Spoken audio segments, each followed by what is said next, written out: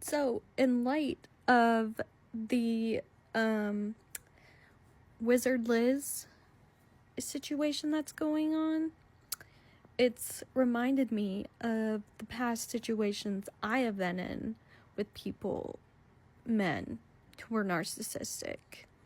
And I wanted to come on here and give my unsolicited 2 cents once again. And one thing I think people don't talk about enough when it comes to dealing with men who are narcissistic is how it can show up in the physical form in your body. Like, you know how like there's been trends where women will like show what they looked like during and after the relationship, and you can just see that like they're completely drained, like you can see it in their eyes. Well, for me, there was one guy in particular I'm thinking of that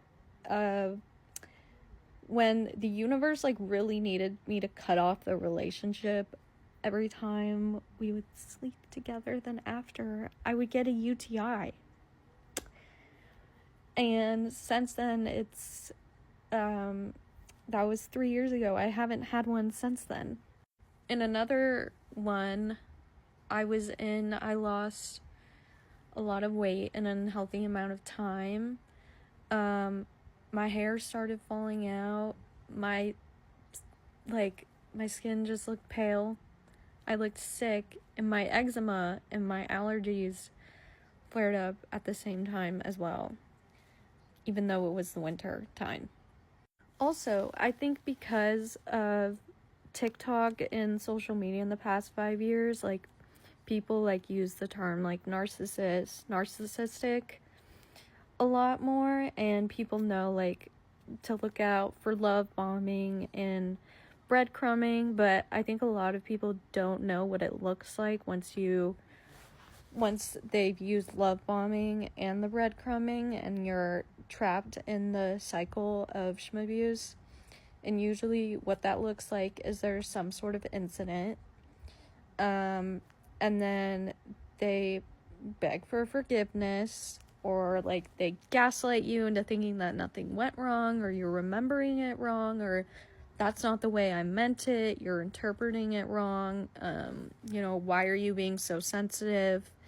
And then tension's cool, and like maybe they're like on their best behavior, they give you gifts, and then but then the tension starts to build again, and eventually it erupts in some sort of incident, and then the cycle just keeps repeating. And as the cycle's repeating, those negative beliefs about yourself are being reinforced, which then makes it harder to break the cycle. So like examples of the love bombing would be like saying I love you, saying like you're my dream girl, my dream person, that they want to marry you and have children way too quickly. Whatever way too quickly means in the context for you, for me, that would be like in the first like 1 to 3 months. Each of those phrases has a different like time deadline for me, I guess, but it's up to you what your boundaries are for that. But anyone who's saying that too quickly, that should be a red flag.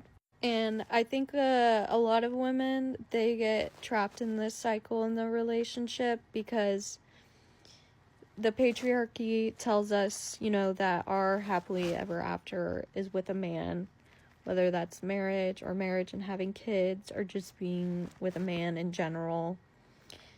And then from a very early age, we are taught to have our ego tied into how men perceive us and how we are in relationships with them and how they treat us in relationships. So when you are with someone and you think like this person is going to treat me well, and then it doesn't turn out that way, women, they don't want to admit that they were wrong in the situation.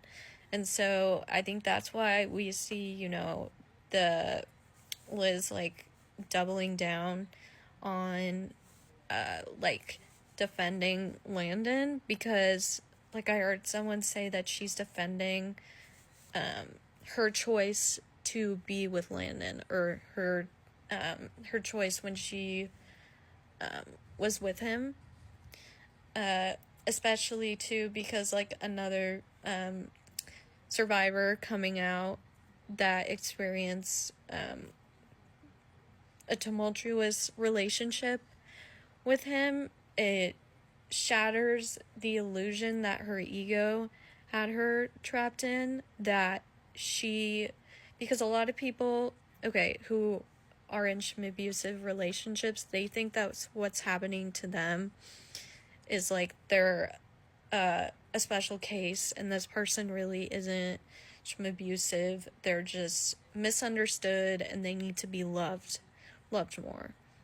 And so what I've gathered from stories like this and all the different stories that I've heard about, women in their 20s or 30s and what it's like to be dating right now, you either should just not date at all, honestly. Like, don't deal with men, because the reason why, like, saying that you need to pick better, it doesn't work, is because there's not a lot of good to pick from, because patriarchy is systemic, and it affects every man that's under its influence, and it takes a lot of work for men to deprogram themselves, and even, first of all, the want to deprogram themselves, because then they're going to have to accept that they're receiving privileges from the patriarchy that they may not receive anymore if they decide to deprogram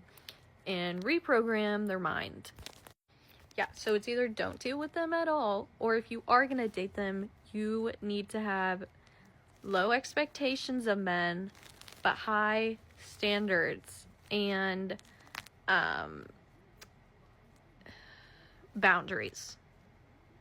Boundaries are honestly more important, because that is what's going to give you discernment and what's going to help you spot the red flags. And it's really up to you as to what the red flags for you are, and what will and what will not work for you in the relationship. And if you're, like, a woman with a man, what is going to make it feel fair for you, because right off the bat, 50-50 will never exist, truly, because you're not on an equal playing field in the world that we live in.